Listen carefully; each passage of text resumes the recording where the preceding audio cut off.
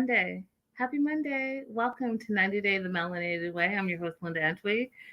So much to talk about, you guys. This episode was a S show. An S show. And I loved it. I was here for all the drama. Before we get started, let me do my shout outs as normal. Want to shout out some new people. Allie, Sarah, Megan, and Beth, welcome to the VIP Lifestyle. Shout out to Rebecca, Marianne, Raydella, and of course, day oneers, Linda, Lydia, Brianna, Crystal, Nicole, and Amanda, and Jaleesa. Love you guys. What up, live chat? Hey, Lydia. Hey, Amy. Amy's new. Let's welcome her. Angelica, I think you might be new. Welcome. And of course, I have to not forget to shout out Lita. Lita does all my great graphics, and I want to let you guys know about her. And check her out on Instagram, made by Sheila Lita. Check her out on Instagram. She's amazing, and she just helps me so very much. I appreciate everything about you.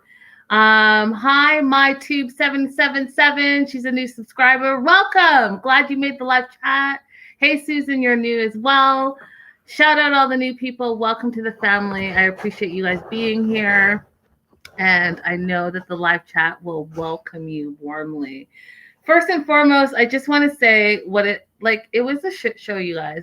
I think that this episode was incorrectly labeled. It was labeled episode 11, season 8, Three's a Party. It should have been episode 11, season 8, WTF.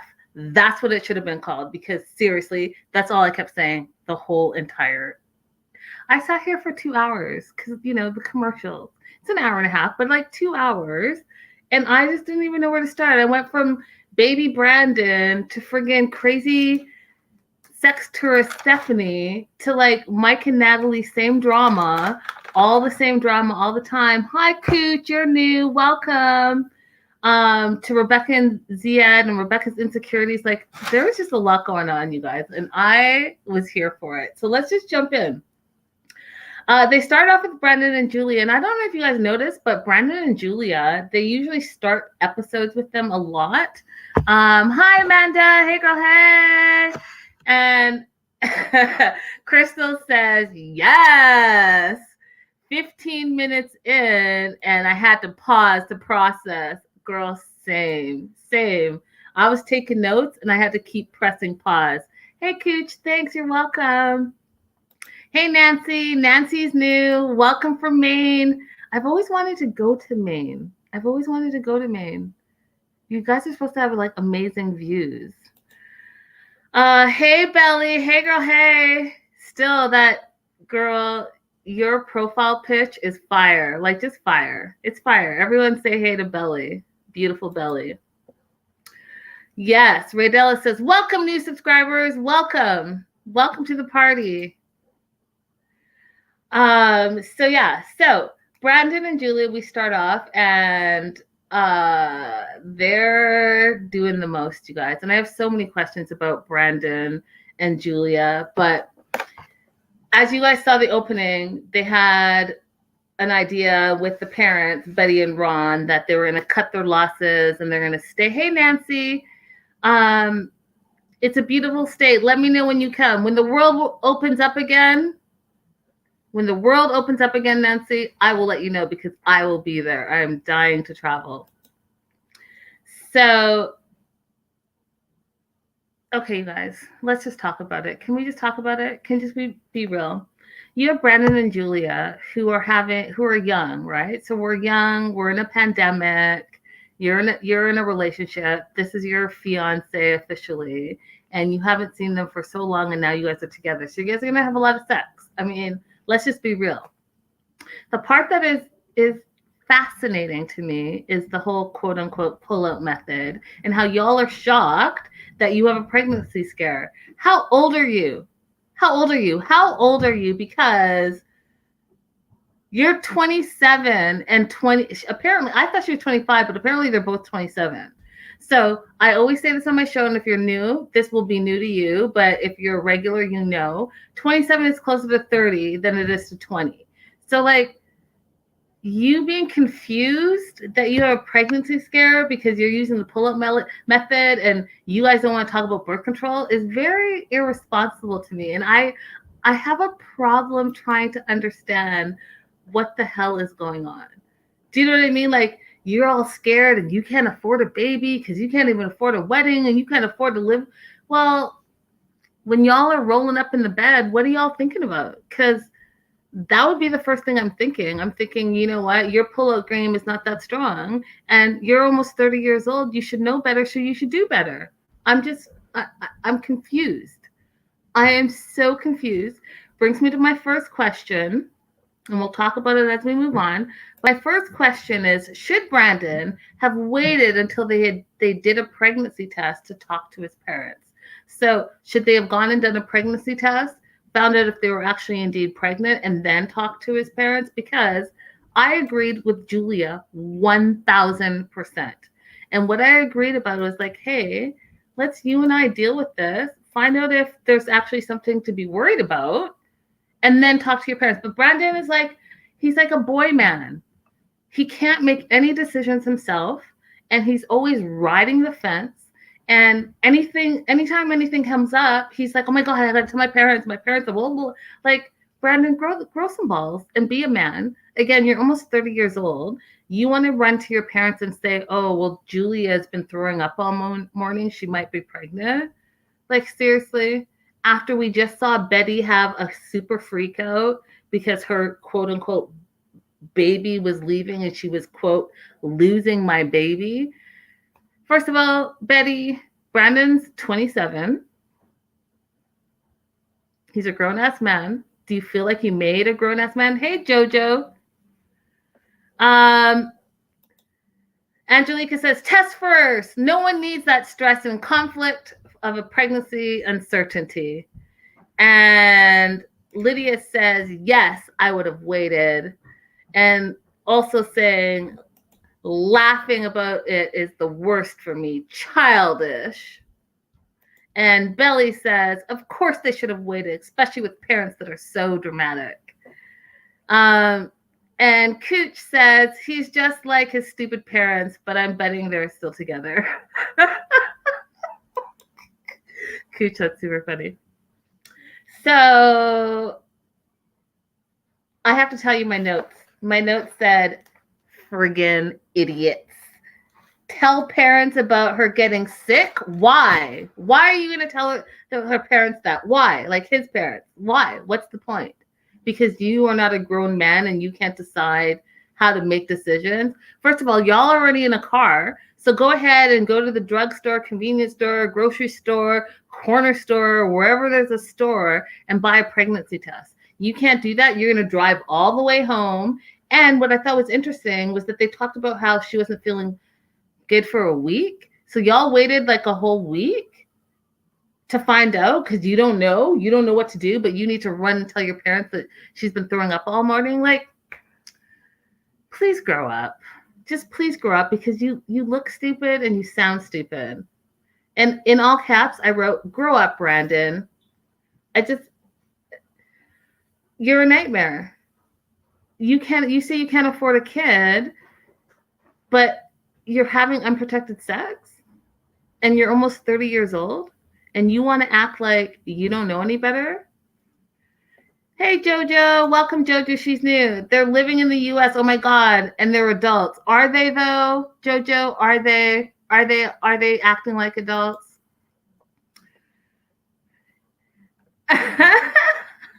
Amanda says, how does Brandon come home with only the pregnancy test and not one single condom? Okay, that's what I'm confused about, you guys. Like, again, how old are we? How old are we?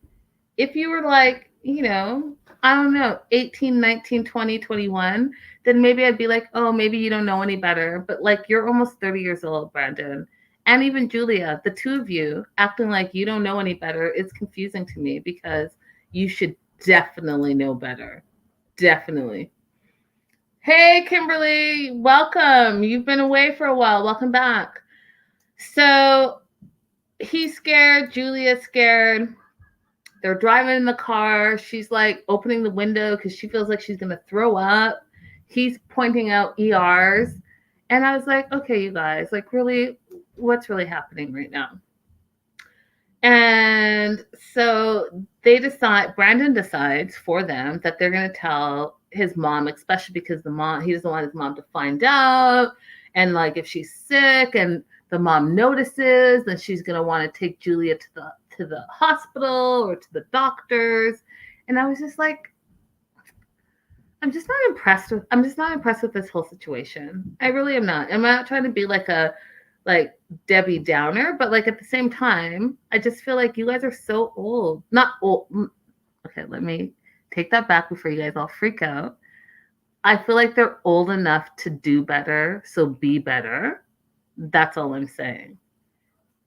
If you were like brand new, didn't know what you were doing, didn't know how to have sex before, what hole goes into what and who's what, where, what, then I can understand the confusion. But y'all been doing it for some time now, and you're fiancés, and you're almost 30. So, like, have that conversation. If you feel like you're not ready. Oh, Kimberly, I'm not saying 30 is not old. I'm just saying 30 is old enough to know better, do better. That's what I'm saying. Okay? I'm saying do better. Jojo says, I'm in a conservative country, but their attitude is, And Kimberly also says, I turned 30 in July. Don't put Brandon on us. He's a special breed. I'm just saying, like, just do better. Do better. Have the conversation before you stick it in it. Know what the consequences are. That's all I'm saying. Know what the consequences are, because guess what? 30 and then you're 40 and then you're 50. Boom, boom, boom, boom, boom, boom. You're supposed to get older and wiser, not dumber as you get older. So anyways, they hang out with the parents, and it was like awkward at first. Not sure, but Betty offers to play a game, and of course they want to play Jenga. And so I was like, in my mind, I was like, it's a bad idea. And Julia said the same thing, to talk to the parents before they actually know. And I totally agree with her. Figure it out amongst the two of you. You guys are grown-ass adults. Figure it out. And then if there's something to say it, because you already know that Betty, this is a good one. See if you guys can say it. Betty is a busybody, and Betty's going to be up in your business. And Betty, before you even landed, wanted to take you to a doctor to get birth control. So why do that? Why stroke the fires of the busybody Betty, and instead know your facts and come? Hi, Kim, you're new. She agrees. I agree. Oh, Kim, you're not new. I remember you because I remember that picture. I want to be in the snow. Welcome back, Kim. I agree. Test first. Do the test. Know what you're talking about, and then have an informed conversation, because you come at your parents all willy-nilly and they're going to think that you're immature because you act immature. And I just want to state for the record, when Ron said, oh, hey, he's like, I wouldn't have said anything until the test. It's exactly what Julia was saying. Julia's like, let's get the test. Let's do the test. Why are we talking to the parents before we even know? Because Betty's going to go off on a tangent, because we already know she's a drama queen. Plus, you guys already know that if you don't know and you don't watch our news and gossip and you don't follow us everywhere on 90 Day the Melanated Way, we already know that Betty and Ron are swingers. So, they're extra on the protection, right? Because, if you're swinging it left, right, and center with him, her, and him, then obviously you're going to have some opinions about safe sex. And why go to them, like I said, all willy-nilly, not knowing, and coming at them incorrectly like you're immature, 19-year-old. It's ridiculous.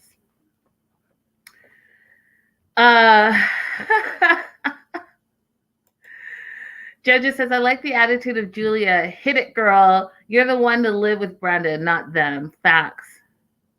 And Belly says, so many different types of birth control.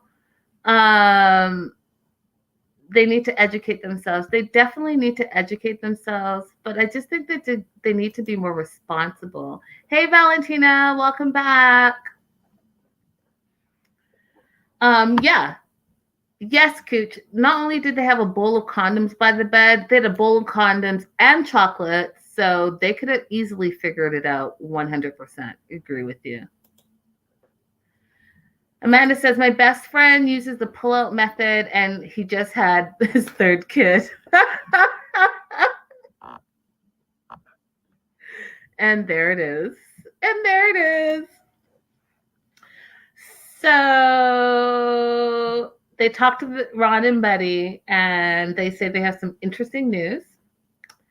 And Julie's like, say it and run, right? Which would put them on the defensive, but hey, what do I know? So Brandon tells them that Julie has been feeling sick. She's been throwing up all morning, yada, yada, yada. And you know what I got sick of, you guys, is Brandon always throwing Julia under the bus. So Ron was like, wow, that's really, really interesting. And, you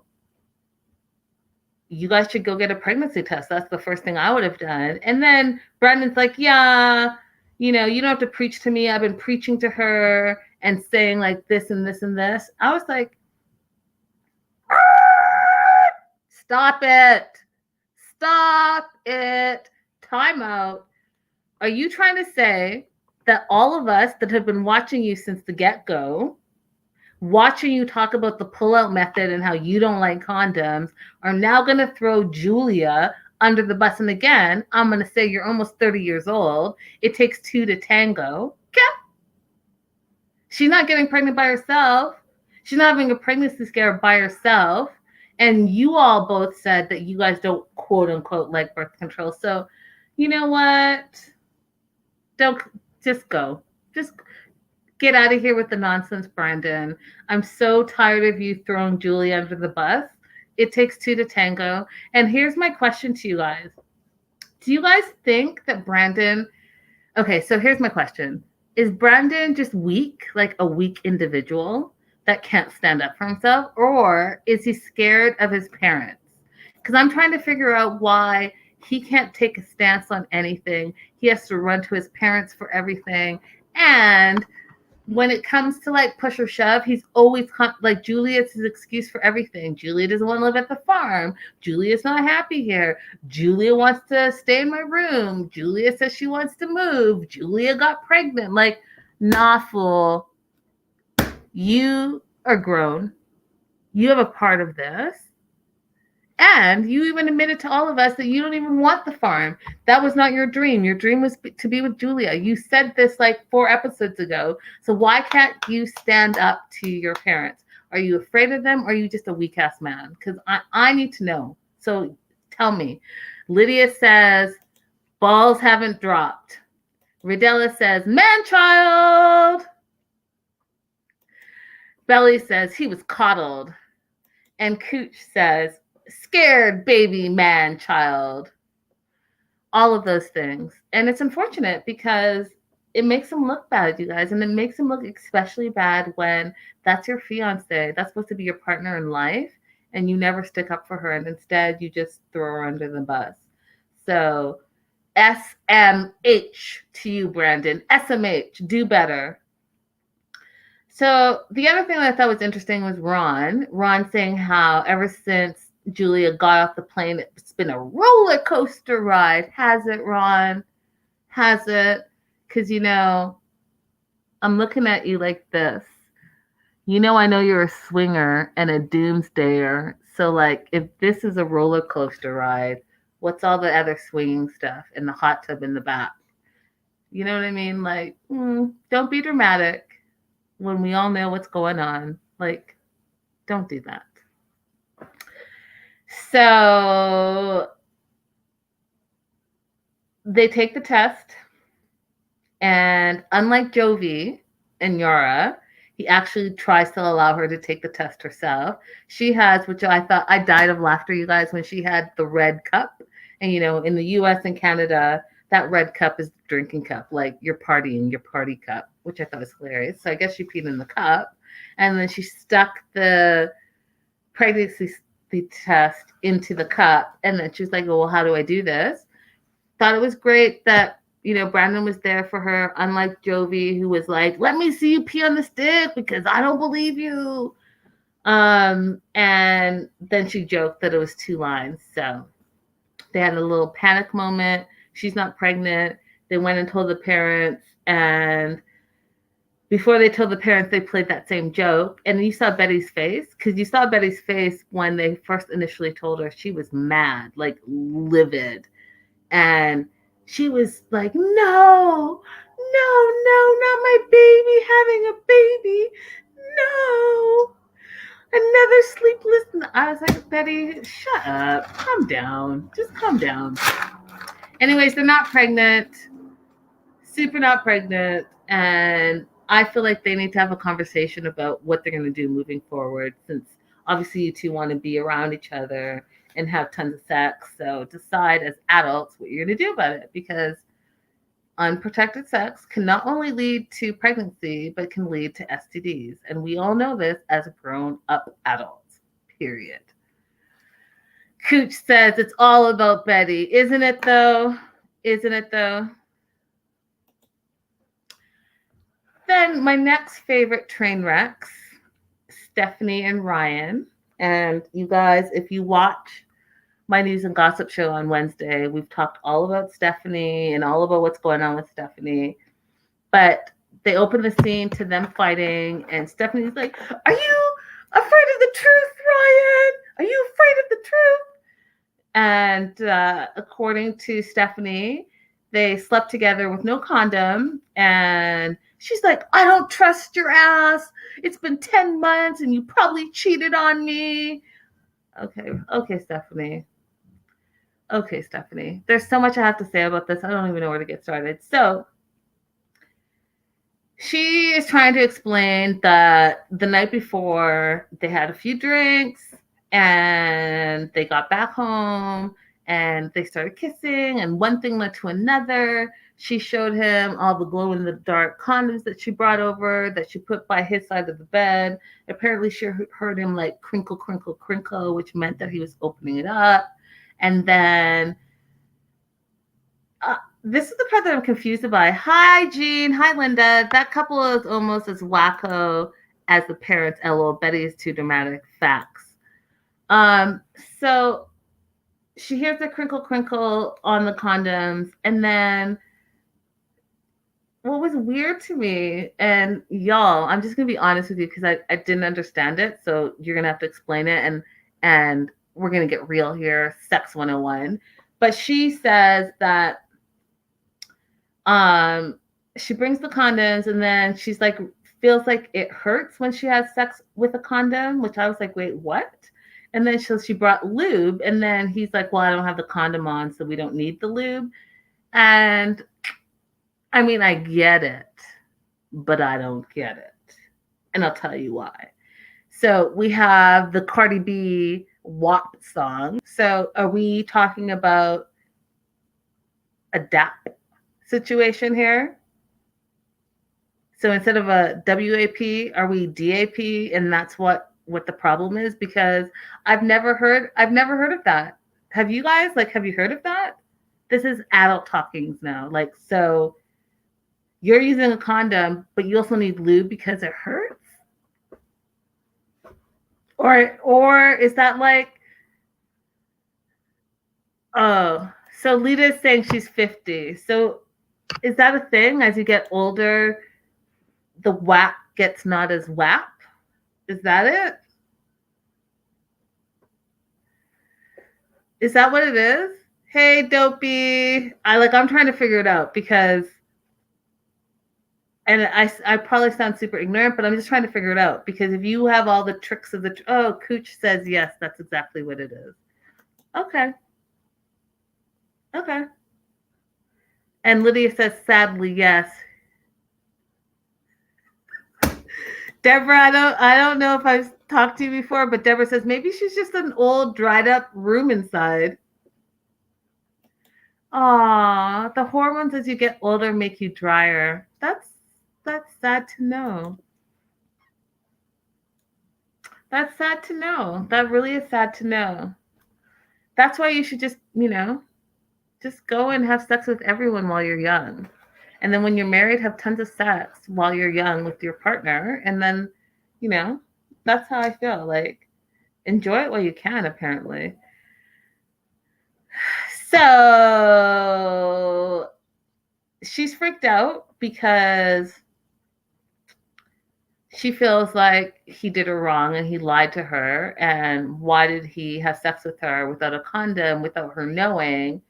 And he's like done with her. So he's like walking out and she's freaking out. And he's like, I'm going to catch my taxi. And she's like, you're going to catch your taxi with what money? With whose money? Which I think you guys want to remember is super important because I'm going to get to it in a minute. So he takes off and she's explaining to the producer. And what I loved about this segment, you guys, is that you could tell that the cameraman literally just sat his camera down and let her go and do her crazy talk. So she's talking about how, everything came together and I love you and you love me. And, but I don't trust you. And it's been 10 months and my only rule is that we use a condom because I don't trust you. And then he says, but baby, I love you. And I want to come to Michigan and it's going to happen. And I was like, oh, wow. Oh, wow. Like, is that not a red flag to you? He loves you because he wants to come to the US, but you're not catching that part. You're just like mad because of this whole condom thing. What I thought was interesting, because then you fast forward to Ryan talking to camera and how he says every time she comes, she brings a bunch of condoms, but they never, exactly, Crystal, you're reading my mind, but they never used condoms ever before. So why would he think it's different? If you guys have been together, because apparently they've been together for many years, you guys, many years. I want to say 7 years. I think that's what my old notes say. You guys have been together for so long, and she's come down here and done this a bazillion times, and you've never used a condom, but this specific time, because of the virus, it's been a longer amount of time that you've been away. So you want him to use a condom, but you've never used a condom before. So he's probably just thinking like, you know what I mean? Like, have that conversation and be strict about it. And then like, I don't want to go off and I don't want you guys to think like I'm being a bitch, but like, you didn't watch him put the condom on. You didn't watch him put the condom on and then, get connected. Seems weird to me. And then you didn't know the whole time. But meanwhile, like, I don't know. I know my body. That's all I can say. I know my body. And I'm just a little confused, but okay. So she's worried that he's cheated. And she's like, I'm done. I'm done with him. And then she calls him because she's looking for her mom's ring. Okay, so she's looking for her mom's ring. And all of a sudden, Ryan, who by their terms are fiancés, which another thing is confusing to me because we talked about it on a previous show. He never proposed. You don't have a ring. And then the ring that you have is a ring that you brought that's your mom's ring that he never actually gave back to you. But you two are fiancés. And then he even says to camera that he's a great, loyal fiancé. Like, I don't know what fiancé means in other places, but I know that someone has to propose to someone in order for you all to be fiancés. Since that didn't happen, how do you just randomly say that we're fiancés? Because if that's the case and that's the new rule in 2020, 2021, then like I said before, Drake's my fiancé. And I can say that and mean it. It cannot be true. But if we're throwing the word fiancé out there, then that's what I'm going to do. I'm going to throw out that Drake is my fiancé. Because that's what they're doing. And if that's like the going rate and I just didn't know about it, let me just throw my hat in the ring. So she's looking for a ring, and this is what totally pissed me off. So she says, oh, the flip flops and all the other gifts that she gave him, I hope he didn't steal anything else.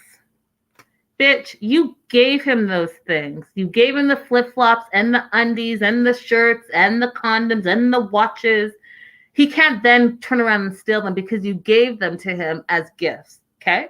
The family heirloom ring that you said, here, this is my mom's ring. When we get married, I just want you to turn around and give it back to me. You still gave it to him to give to you. So even if he took it, he wouldn't be stealing it. You gave those things to him. And that totally irritated me. It totally irritated me. The other thing that irritated me is she's like, I'm done with him. I'm done with him. And then guess who her first call is? Harris. Okay. She calls Harris to come over, but she also had called Ryan to say, hey, thank you for not, quote, stealing my mom's ring. Bitch, if he took it, it wouldn't have been stealing because you gave it to him, period. So stop saying that. Second, she's like, I can just go and find, what did she say? Oh my gosh, she said, I have tons of slippers and slides here. I can just go and buy a Cabana Man. Okay. Y'all, I'm going to look at you guys right here. I'm going to look at you right here. Okay? When people talk about sex tourists, that gave me that vibe. So you think that because you bought a whole bunch of stuff and you're in a country that is not as wealthy as the country you come from, that you can just buy people with your friggin' flip-flops and your watches. Don't insult the intelligence of countries around you, okay? They all know who you are. And if you want to use them, just know that they're going to use you right back. So if you're going to flaunt your money and your flip-flops and your watches and expect to have anything but the D you're looking for, then you're going to be sadly mistaken. And for you to sit there with your privilege in a country and say that you can just go and get a Cabana Boy and give him some flip-flops so that you can get the big D, shame on you. Shame on you. Because all I want to say is call it what it is. If you're on a F trip, then that's what it is. Clearly, that's what it is. So you can't get upset when you present yourself a certain way and you get the response that you get because that's how you're presenting yourself, period. Thank you for coming to my TED Talk. So she calls Harris, and she calls Harris basically for a booty call. It's nighttime. She wants him to come over. Yes, Jojo. She gave the items to him voluntarily. So what's her issue? What is her issue? And why does she dare say that he stole them when he left everything? He left everything behind. Mind you, she gave those to him as gifts. So she calls Harris for a booty call because it's nighttime. She wants him to come over right now. She talks to her psychic, which is a whole other issue. Hey, Roberta, you're new. Welcome. Roberta says, something is not right with Stephanie from Grand Rapids. The entire story is strange. Thank you for calling the story out. So she calls Harris for a booty call, and she says, okay, you guys, she says she needs a good friend, quote unquote, right now. And I wrote, and I can't say it because we're live streaming on Facebook and YouTube, so I'm just going to say in quotes, instead of a solid friend, what Stephanie is looking for is a solid F. That's what she's looking for right now. And that's why she called for the booty call for Harris. And what I thought was funny is that Harris probably already knows that Ryan and Stephanie were fighting. And instead of coming over, he's like, I'll be there tomorrow. Because I told you it's a family business. So he's going to talk to Ryan first, make sure that they're cool. This is cool. Yo, bro, you for sure? Like, we're good. And then Harris is going to go because we don't want the money train to stop. So if you're done with Ryan, let's still keep it in the family.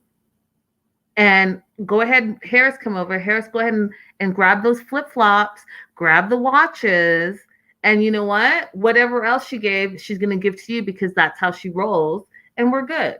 And then if she starts giving you the money, then you're going to share it with the rest of the family because that's exactly what Ryan was doing. So, oh, everyone, welcome Zulu. She's watching live from Zambia. Hello, Zulu. That's awesome. Welcome. So yeah, that's what I think is going on. Now I want to talk about Maria, and I want to ask your opinion because, you know, Maria's the psychic that Stephanie literally says "I love you" to after they hang up their phone calls. And if you guys remember, and if you remember what Stephanie said, Maria's the one that said that she saw Stephanie and Ryan getting married and then Ryan leaving her for a younger woman. And now that Ryan's out, Stephanie says, well, you know, I'm in this with you from the beginning, and I see Harris in your future.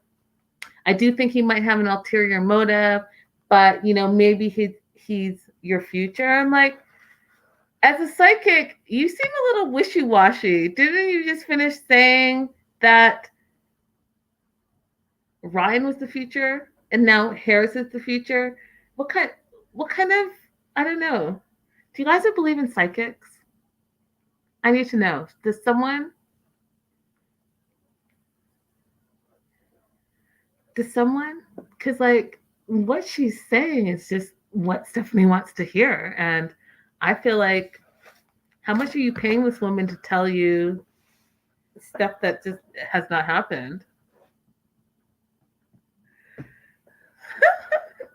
Kimberly says she knows nothing but what the woman wants to hear. I have a feeling that that's the case.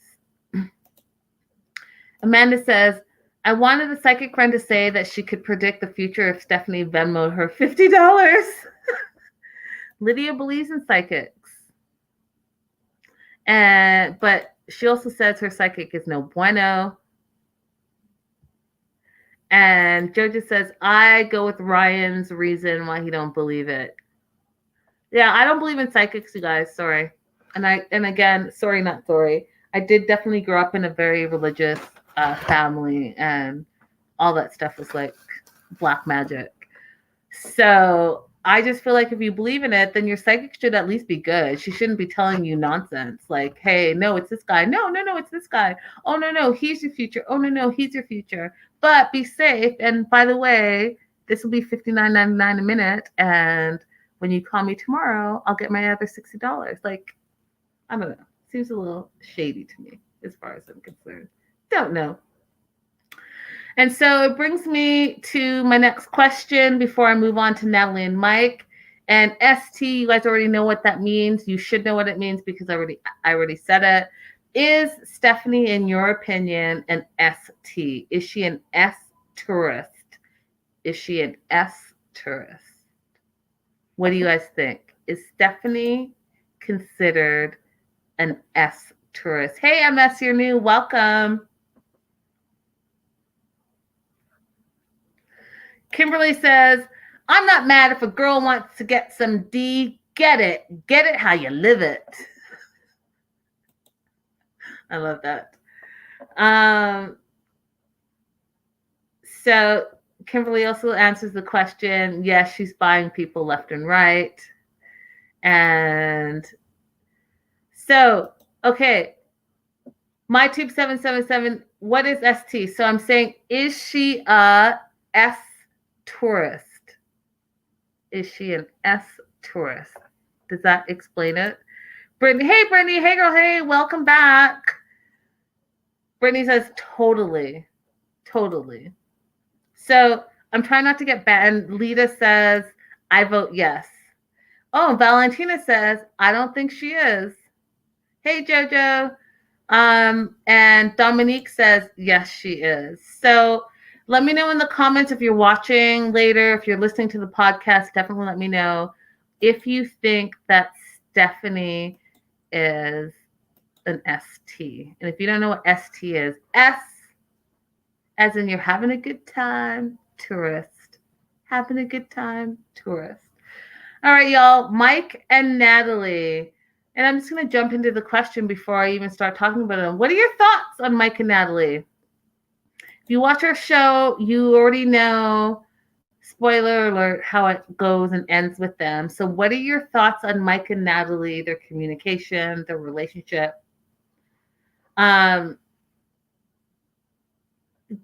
Smex.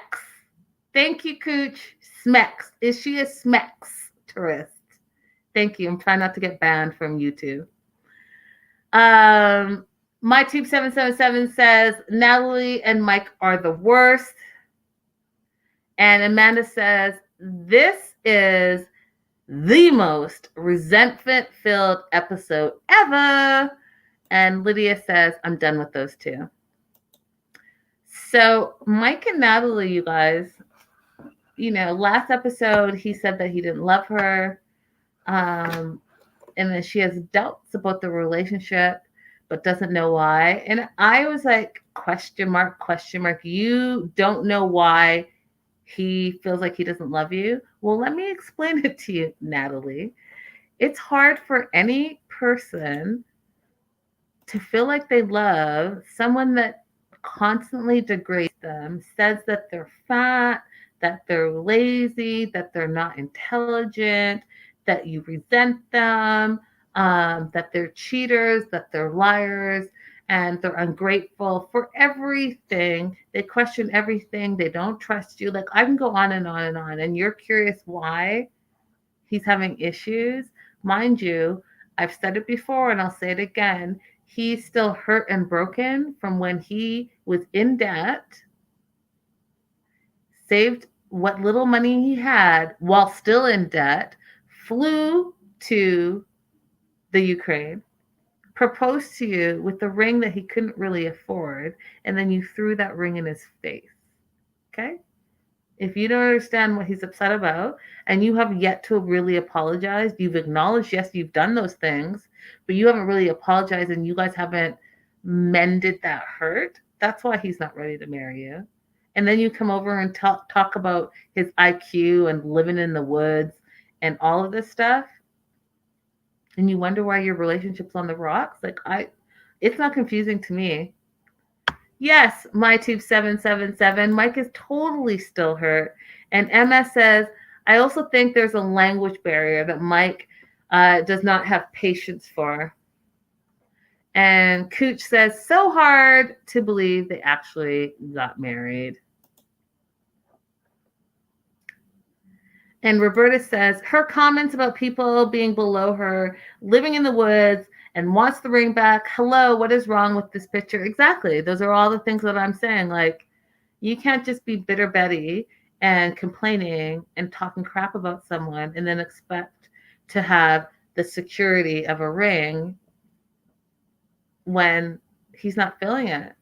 He's not feeling it. So anyways, she calls Rachel a mental health expert and says that she's having troubles in her relationship. She actually acknowledges that she has trust issues, which I thought was fantastic, because it's finally like, okay, instead of blaming everyone out there, what role am I playing? And her role is that she definitely has trust issues. And she talks about the issue that happened like over a year ago, if you guys remember, where with the best friend, he slept on the couch. She was getting married the next day. Her husband was supposed to be there, or her husband-to-be was supposed to be there. He wasn't there. And then Natalie called, or Mike called. However, they FaceTime. She saw that he was stoned and, quote, half naked on the couch. And Sarah's like, oh, I'm going in the shower in the back. And Natalie assumed that they slept together. Now, what I thought was interesting, you guys, was when Natalie said all that to him in this episode, did you guys notice that he actually didn't deny it? He didn't say, no, we never slept together. He never said that. Oh, hey, Lori, you're new. Natalie is verbally abusive to Mike. I'm not saying Mike has no fault. No one deserves verbal abuse. And yes, y'all, I always forget. Crystal, thank you for reminding me. You guys, if you're watching on YouTube, Facebook, or whatever, make sure you're liking and subscribing. We're new, so we're trying to build our numbers up. Tell a friend, and make sure to like. I want to see these likes go up. If you're watching on Facebook, just hit that like button real quick. If you're watching on YouTube, go ahead and hit that like, and subscribe, because that helps us grow. Thank you, Crystal. Um,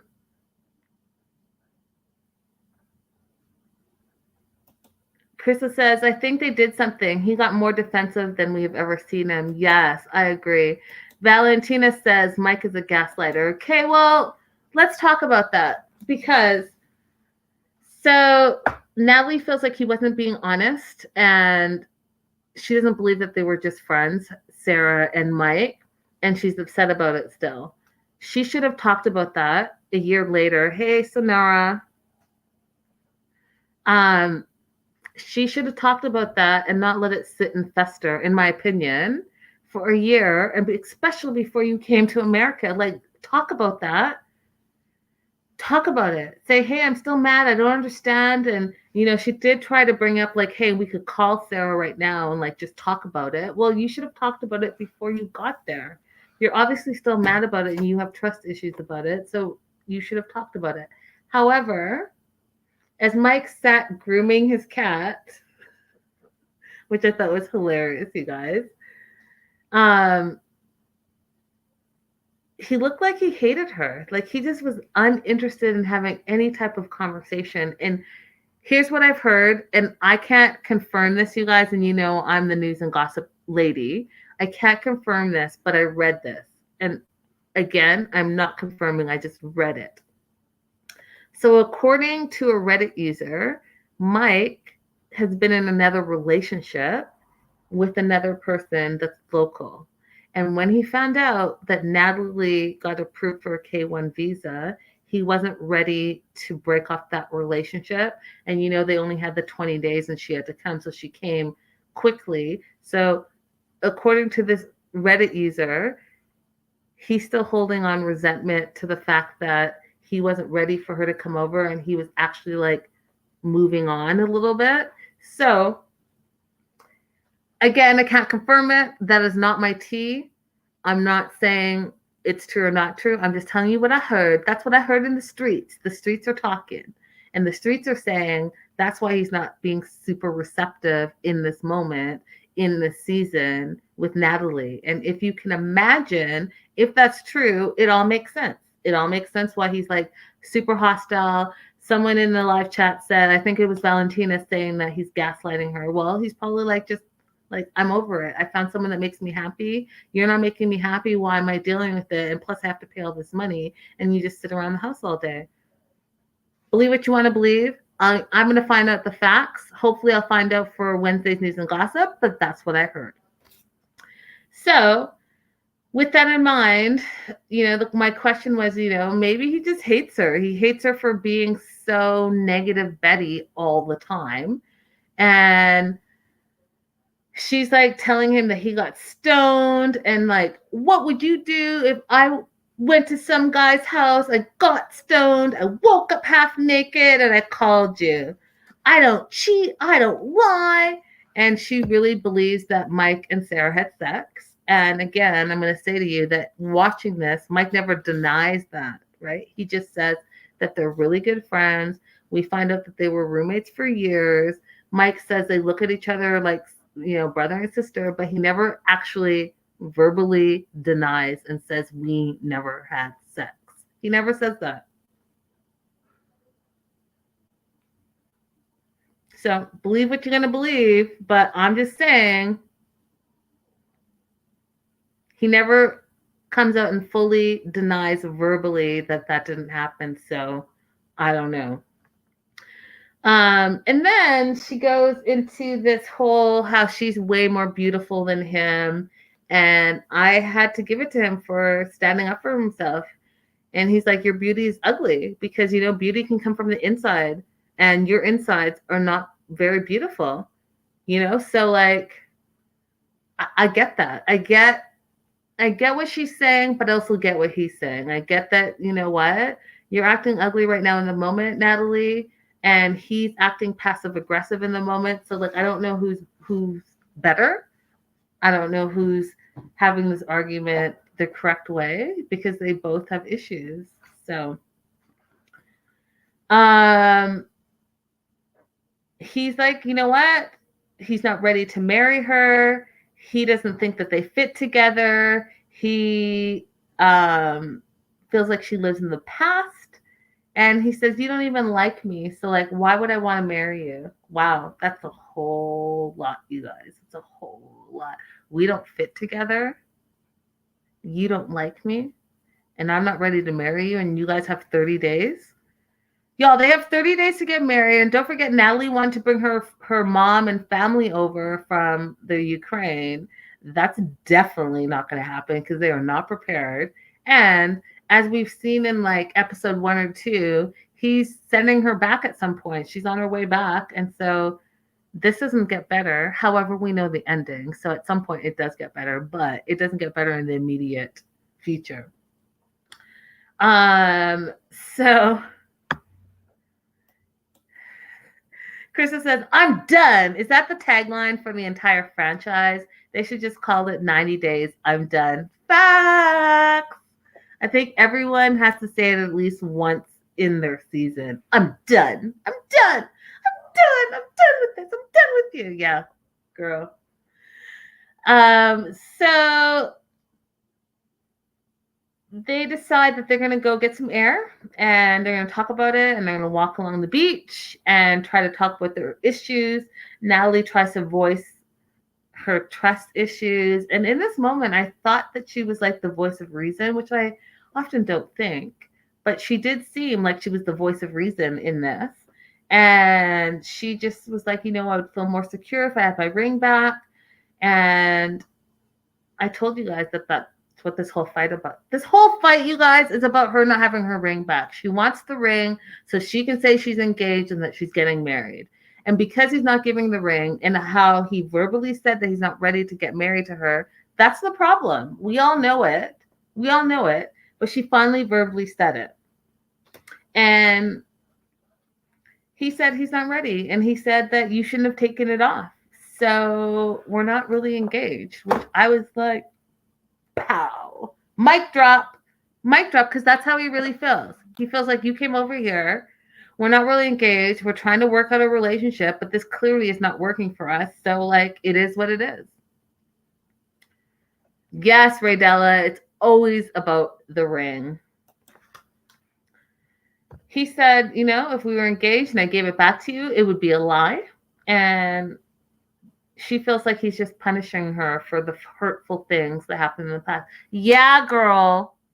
Yeah, he is punishing you. What are you going to do about it? Because you're the one that threw the ring back at him for no really good reason. If you guys go back and watch the episode, because she was mad and it was like religion and all of this stuff, you threw it at him. You threw the ring at him. You know, actions have consequences. Yes, mic drop. Facts. Cooch facts. Mic drop. Pow. That's exactly what he did. So there's that. You guys, I cannot believe I haven't even talked about the last 3 couples yet. I just keep talking, so bear with me. It's going to be a little bit of a longer episode. Yara and Jovi, I just want to say Yara she's a badass. Yara's a badass. She's a badass. So they have this engagement party that Gwen is throwing, and, you know, obviously it's a little bit bigger than we all expected. But Yara's already mad at Jovi. So she's crying in the car. She's talking about how like 3 hours to do her makeup, and she's already messing up her makeup. And I love how she screams at him, "Give me a napkin!" He's like, I don't have one. Right? Totally made me laugh. Yes. My team 777, Yara is hilarious. She super is hilarious because the way she talks to him, she's like, she gives 0 Fs. 0 Fs. She's like, this is how I feel in the moment, and I'm about to talk about it. And she was like, yeah, I would already be back at in Ukraine if I wasn't pregnant. In the car, she's saying this on the way to their quote unquote engagement party. She doesn't feel good. She's nauseous. She's hoping that the party's going to be small. And of course, it wasn't small. There was like over 50 people. It looked like it was well planned, and they had like all these side trinkets, Yara and Jovi, and all that stuff. Which that's what moms do. They're going to make it special for you, which I thought was really sweet. And Yara liked it too. She liked it, and she's like, I feel like his mom cares. Gwen cares about me. And then they had the Jovi and Yara dance, which you guys, I cracked up about. So they start dancing. Jovi's trying to cop a feel on her booty. And meanwhile, she's whispering how much she hates him. I hate you. I hate you. I hate you. You suck. F-bomb this, F-bomb that. And meanwhile, Gwen is looking over and saying how much they're in love. And she's like, I was worried at first, but you can just tell by their eyes how much they're really in love. And that's when I had to pause it. I had to pause it so that I could have a full-on laugh about how the mom is seeing one thing, and meanwhile, Yara is like whispering sweet nothings about how much she hates him. Y'all, hilarious. She called him a bitch. She said, I hate you. And she was just pissed. So meanwhile, he is downplaying it by saying that it's her hormones. She's out of whack and she's crazy. And even if it wasn't her hormones, she's like regularly crazy. He says that he's just an asshole, which brings me to my question for you guys, which is this. Do you guys think Jovi drinks too much? Does Jovi drink too much? Brittany says the editors on this show are great. And Crystal says, but glad Yara feels the mom ally. We don't see that often on the show. And to answer the question, does Jovi drink too much? Crystal says 100. MyTube777 says, hell yes. There you go. Lita says, yes. So she's pissed. Yara loves the party, but she doesn't love the fact that he is drinking so much and he's lost. She can't find him. Roberta says, possible, but he is a bit immature. The parents are awesome. And hey, Lynn, you're new. Welcome. If you had to be around Yara all the time, you drink too. That's funny. So they go get something to eat, and then they're going to tell the parents that they're pregnant. So Jovi goes and finds Gwen and his dad. They sit down and they have the conversation, and they're surprised, but like all grandparents, they're excited and happy. Aw, thanks, MS.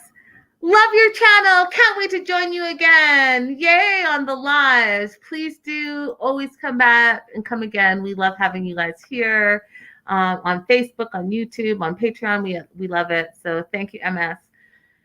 So they do the pregnancy announcement. Parents kind of take it better than I thought that they were going to take it, which was surprising to me. And then Jovi is MIA. He's like hanging out with his friends. And even his friends kind of throw him under the bus. And they're like, what kind of party is this? Is this a party for you guys, or this is a party for Jovi to get drunk? And Yara's looking all over for Jovi, finally finds him. They do their on-camera thing. And she explains, like, hey, how come, like, you are leaving me? I'm pregnant. I'm alone. I don't know these people. These are your friends. Like, you should be with me. And he's like, I kind of just don't care. And that's how he said. He kind of just doesn't care, which I thought was super selfish of him. And she was like, well, what, like, do you care about me? You're going to have to care about the kids, or do you just care about the alcohol? And he's like, I don't care. And he walks away. And I was like, wow. that says a whole lot about Jovi and his priorities. Do you know what I mean? Like, you say you cut down on your partying, you've cut down on your drinking because you're in this relationship, but you have a whole lot of growing up still to do. And that's the scary part, because y'all are bringing a baby into the world. And as you guys know, they already had the baby. So either hopefully this is all for the drama of it all, or those are red flags. Those are red flags. Crystal said, she's also newly pregnant. She might not have felt that way. She did if she wasn't. She's seeking someone to care about the pregnancy. That's why she wanted to tell the mom so early. Yeah, I agree. Oh, Lynn, AfterBuzz, I missed you. I miss AfterBuzz. Thank you for being here and it being late. I'm glad you're not new and you found me on my page, and AfterBuzz being on hiatus for so very long because of the pandemic. So welcome back, Lynn. Yay, hearts. Lynn, I don't know if you don't know this, but everyone that doesn't know this, I can't make the heart emoji properly with my fingers, but I try. So that is my heart. So I'm saying like heart love to you. It looks weird, right? It looks like a little bit. Anyways, let me not get sidetracked. Anywho, Rebecca and Zied. What's my question for Rebecca and Zied? My question is, does Rebecca have unrealistic expectations of the relationship? Does Rebecca have unrealistic expectations of the relationship? I absolutely think that she does. I absolutely think that she does. Okay, so oh, good. I'm glad I'm not the only one, Lynn, because, like, everyone makes fun of me. I've tried. Everyone showed me, like, C's upside down, whatever. I'm getting sidetracked again. So, Rebecca and Zied. She's super insecure. Roberta answers the question. Yes, she does have unrealistic expectations. I also think that she's super insecure. And I feel like the whole ageism thing, she brings it into the relationship more than anybody else. And we saw that last week and we saw it this week as well. So they go to meet her son Brandon, and you guys, I need you to listen to me very clearly now, okay? Very clearly. This what I'm about to say is very important. So they're going to see Brandon, Rebecca's son. And as you guys saw in this episode, Zied drove. Now, if you watch this show, if you're a premium subscriber, I already told you, and if you don't want to know this, plug your ears because it's going to be a spoiler alert. If you don't already know, now you know. But Rebecca and Zied have been married for quite some time now, and he's been in America for quite some time now. And I confirmed it months and months and months ago in my day ones. You all know this. What I thought was interesting, what I thought was a producing tafu, is that the word? Fabu, tafu, you know what I mean? A mistake on the producer's end is the fact that, because I'm an immigrant, I've gone through the process, so I know exactly what's going on. If Zied indeed just got there and he can't work because he doesn't have a green card or papers, he definitely doesn't have a driver's license, you guys. Definitely doesn't have a driver's license. Unless, like my parents, you go and buy an international driver's license, which means that you can drive anywhere in the world, which is a separate test, which is a separate cost. I don't think that Zied, who they've said that never left Tanzania ever in his life, went and got an international license. What I do think is that this was a producing error because, A, hear me now, he drives to Brandon's house, who he apparently never met. He's like, do I go here? Do I go there? And Rebecca tries to play it off like he's not listening to the directions on the GPS. But why is he driving? You've been there for, it said 83 days. So he hadn't even been there for a week. So there's no way he got his license, period. And again, I know he didn't get his international license. I just know it didn't happen. So that's the first thing that was like, oh, everything that I told y'all months and months and months ago, 6 months ago, 8 months ago, whatever it was. Absolutely true. He'd been in the US for a super long time. That's why he actually did have his license already. And that's why he could drive the car. And also, they film like a year in advance. So just FYI, that was a big producing. Just shouldn't have, wouldn't have, shouldn't have. Okay. So that was the first thing. They get to, well, let me talk about this. They get in the car. Rebecca's still jealous. She's still like talking weird too. And I keep saying this, Rebecca, stop talking in broken English. It's like disrespectful at this point. Like, you know your man, you've been with your man. All of a sudden you're acting like he can't understand what you're saying. And it's just disrespectful. Go to any person that teaches English as a second language, and they're going to tell you to speak to that person regularly so they can get your inflections and understand, because no one's going to speak to them in broken English like that, and it's like, it's rude. So anyway, she has a problem with the young girl Hannah who was flirting, and she says, if a woman in America offers to help you do anything, you say no. And I had like a whole issue with that, but okay. Is that how it is out here? You can't just be nice. You just can't be friendly. You just can't help your neighbor. So any woman that offers any man help in America, it's a no.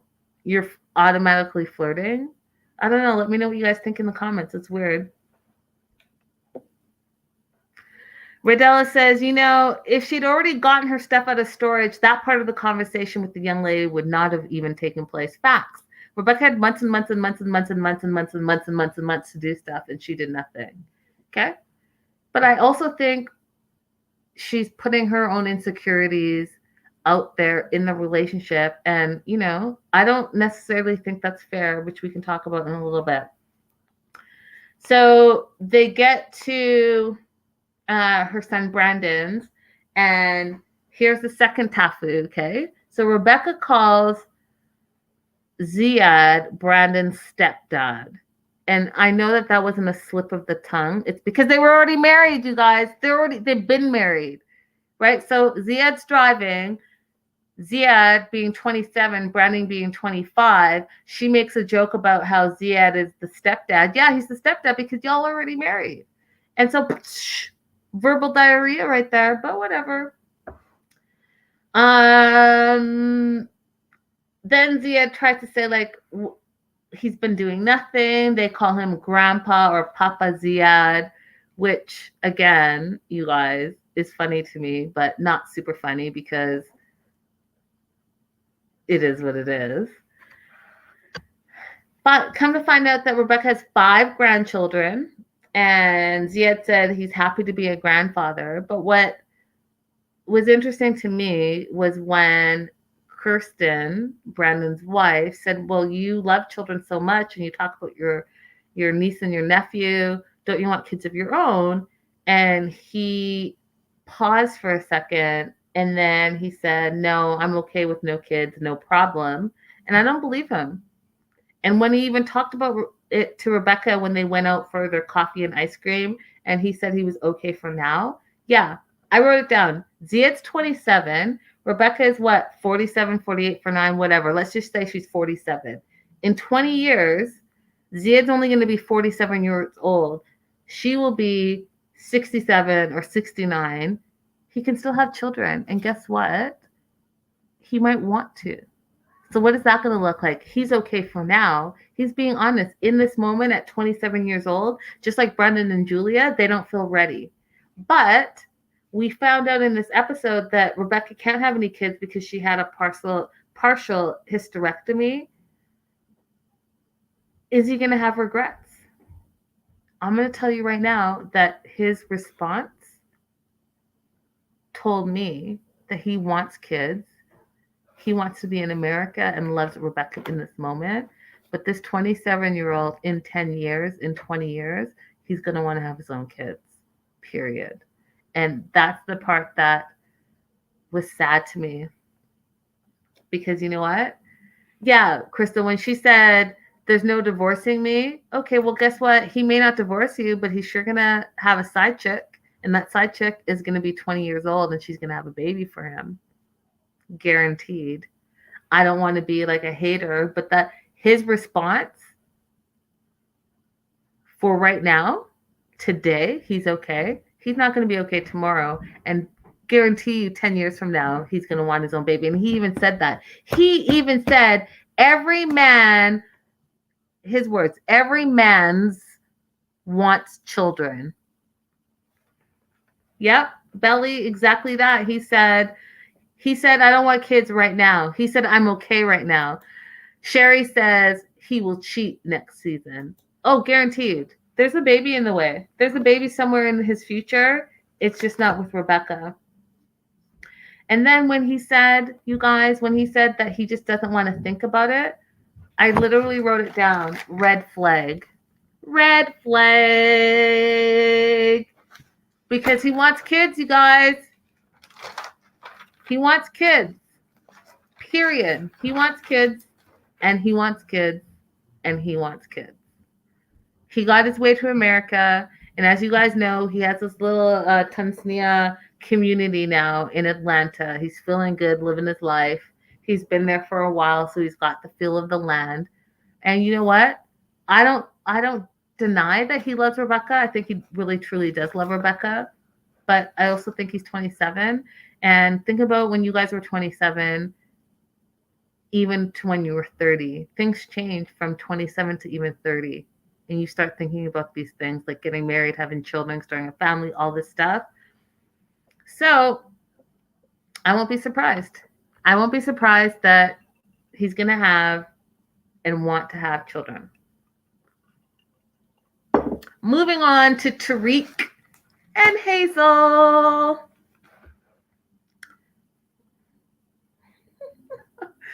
Oh, you guys, Tariq and Hazel crack me up. This show is just such a mess. So their wedding planning. They have 35 days left before they have to get married. And Hazel feels happy, but she wants to be more happy. And as they're talking to Tariq's friend, Angela, she says in order to be more happy, she wants to have a girlfriend. And Angela's like, oh, yeah, like a girlfriend to talk to hang out with. And she's like, no, not like that. Like a girlfriend. And Angela doesn't take it very well. She's like, are you crazy? Y'all need to take some. I was like, this is the black girl shit. Like, she was like, are y'all crazy? Y'all need to take some time to get to know each other, to bond, to do all that. Woo, woo. And she went off. I was like, that's funny. However, Angela also thought that it was Tariq pressuring Hazel into this throuple. And I've said it before, and I'm going to say it again. Hazel loves Tariq. Hazel loves Tariq. Like, hey, that's my dude. I love him. Hazel is not in love with Tariq. Hazel wants to have her girlfriend. She's in America now. She did all her sacrifices. She sacrificed being with her son, all this stuff. She's in a relationship with Tariq, but she doesn't want to be in a relationship exclusively with Tariq because her goal is to be in a relationship with a woman. And Tariq was just the vessel to get her to America so that she can live the life that she really wants. Period. So yes, she's happy. And hey, Tariq, you're my beard, and I love ya. But like, can I get my girlfriend? That's what's happening. And what I thought was funny is that when Angela was like, when you bring an outside person into a relationship, it can make the relationship go sideways, and it can be terrible for the relationship, which I totally agree with if everyone isn't on board on what you're doing. And I was like, but here's the thing. Hazel says it's not going to be a big problem. And I was like, it's not going to be a big problem. Again, if you look at my notes, I say, shaking my damn head, because what about Minty? Minty was a problem because Minty was Tariq's type. That was the third in the relationship, and it didn't work out because Hazel got jealous, because Hazel wants to have a girlfriend that only is a lesbian that only wants to be with Hazel. And Tariq can be on the sideline. Tariq can watch them and all of that stuff, but she doesn't want someone who's truly like bisexual who's gonna get down with both of them because that's not what she wants. She wants her girlfriend, and Tariq was a means to an end. Period. Period.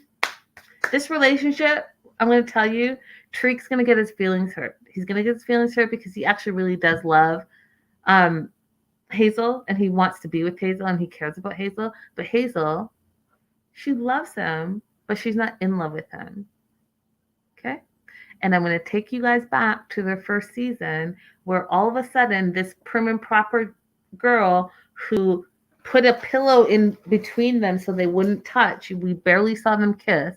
We barely saw them do anything. And even now, we barely see them do anything because she's not feeling him. He was a means to an end. And if you guys don't agree with me, fight me in the comments. But I'm going to tell you right here, right now, that she used him to get to America so she can live the free life that she wants. And she wanted it so bad. And again, fight me in the comments that she left her son that she wasn't even living with back in the Philippines. She wanted to live her life out loud, and I'm not mad at her for it, but she wanted to live her life out loud as a lesbian, and Tariq was a means to the end, period. And she's happy she got here, but they got 35 days left to get married. She's about to get that marriage license. She's going to go ahead and get that green card. Mark my words, y'all. 2 years in, when she has her 2-year green card and she has her girlfriend, deuces to Tariq. Because guess what? I just want to be with my girlfriend right now. And now that my son's here, I'm good. But you're amazing. And you and I can be besties all day long, and I'll be here for you. But like in the love department, peace out. Peace out. The end. Y'all, that is everything. That is what happened. Yep. You know what? My Tube 777, y'all, you and I are like besties. We're on the same page. Tariq is just a vehicle to the USA. And Sherry says, I think Tariq will allow that. He loves her. He does. I agree. But he's going to get his feelings hurt, Sherry. Guys, thank you so much for joining. It's been wonderful. We had an amazing live chat. Welcome all the new people. Welcome back to all the regulars. Welcome back to the second and third timers. Make sure that you are liking, subscribing all across YouTube, and you're sharing, liking. And we'll be back here tomorrow, same time, same place. You guys, I am covering Bears All and The Single Life. And can I just tell you real quick? The Single Life is hilarious. And if you don't have Discovery Plus, you should get it. But they started off the episode with Big Ed, and y'all already know how I feel about Big Ed. And I'm already like 40 minutes into it, and it's still Big Ed. Like, you guys, start with Molly. Start with Colt. But I'm sitting through this 5'0" He says he calls himself, quote, he calls himself Big Ed because it makes him feel tall. Anyhow, love y'all.